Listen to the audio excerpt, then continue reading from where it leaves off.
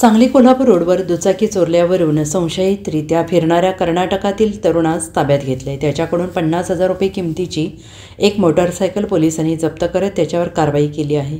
स्वप्नील सखाराम साळुंखे, वय वर्ष 36, राहणार मधभावी, जिल्हा बेळगाव, असं कारवाई केलेल्या तरुणाचं नाव आहे। या प्रकरणी कॉन्स्टेबल योगेश सटाले यांनी सांगली शहर पोलिसात फिर्याद दिली आहे आणि याबाबत अधिक माहिती अशी की मोटारसायकल चोरी करणाऱ्यांवर कारवाई करण्याचे आदेश पोलीस निरीक्षक संजय मोरे यांनी दिले होते। यानुसार गुन्हे प्रकटीकरण शाखेचे कर्मचारी योगेश सटाले हे गुरुवार दिनांक 1 ऑगस्ट रोजी मध्यरात्री कोल्हापूर रोडवर पेट्रोलिंग करत होते। त्यावेळी त्यांना संशयित स्वप्नील साळुंखे हा संशयितरित्या मोटारसायकल क्रमांक MH09R3943 वरून फिरताना दिसला।